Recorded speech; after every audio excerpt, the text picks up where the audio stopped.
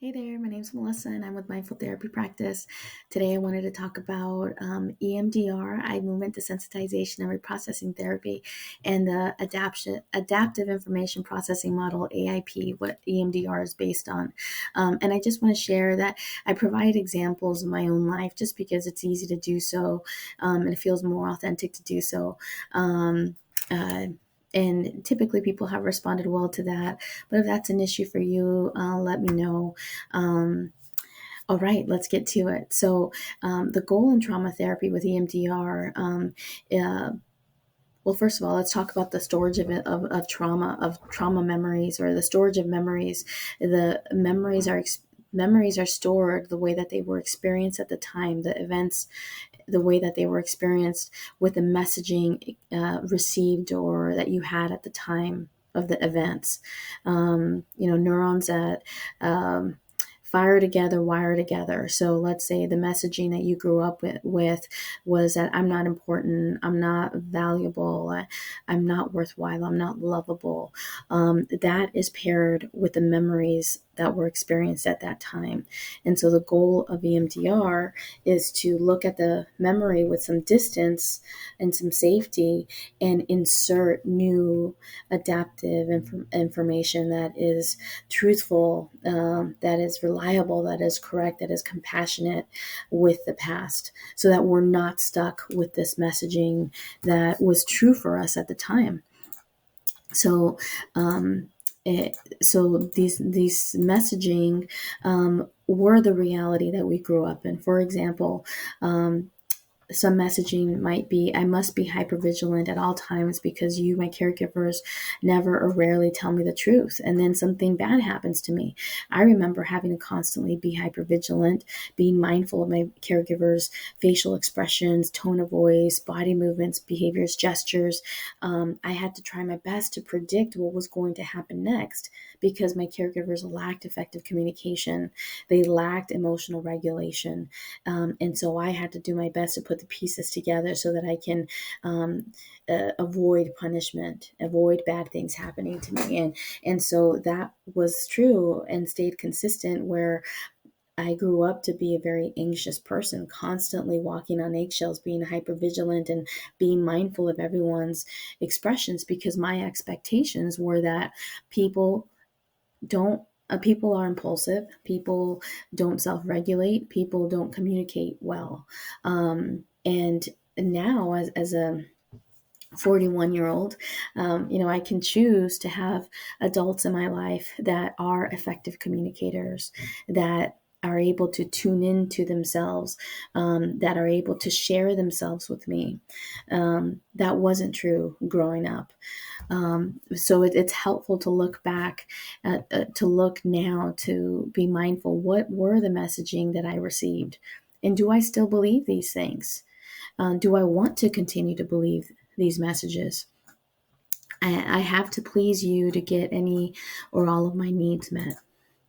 I must be perfect. I cannot make mistakes. Making mistakes makes me bad. Making mistakes makes me not lovable. These things were true for me growing up, but they don't have to continue to be true. I hate myself. I have to make myself invisible. I can't let myself stand out because it is not safe to do so. I can't ask for help. I have to take care of all of my own needs.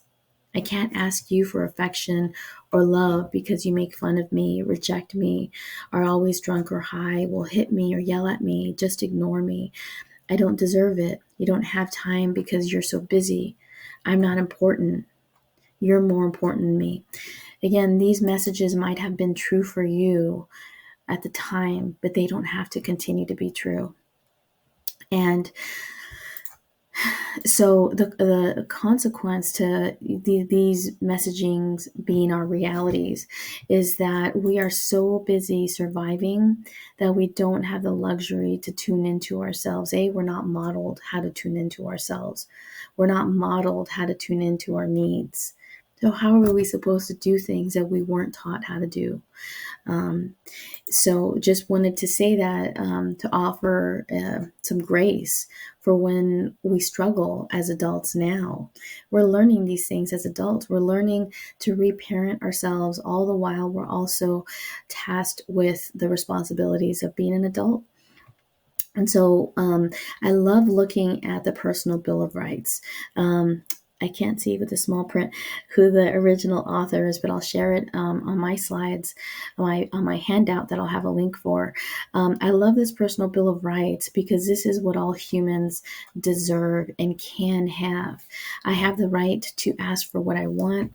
I have the right to say no to requests or demands that I can't meet. I have the right to express all of my feelings, positive or negative. Mind blowing stuff for those of us that grew up in environments where this was not the case for us. This was not our reality.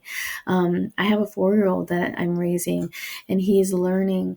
He knows that he can disagree with me. He can say that he's upset with me.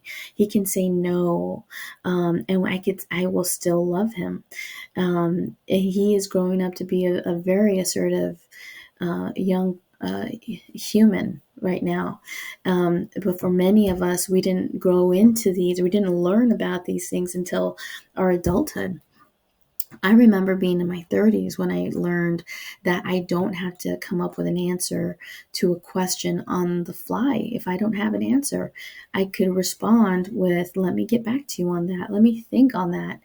I mean, it just blew my mind because the reality for me was that I had to be go, go, go. I had to know it all on the fly. That otherwise, I was stupid. I was told I was stupid, not good enough.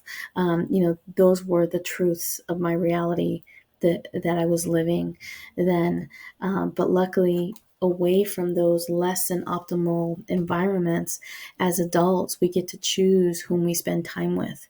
We get to choose the adults that we have relationships with, friendships, romantic partners, family members. We get to choose whom we spend time with, and we get to expect adults to be responsible for themselves in the sense that they're responsible for their own thinking. They're responsible for their emotional regulation.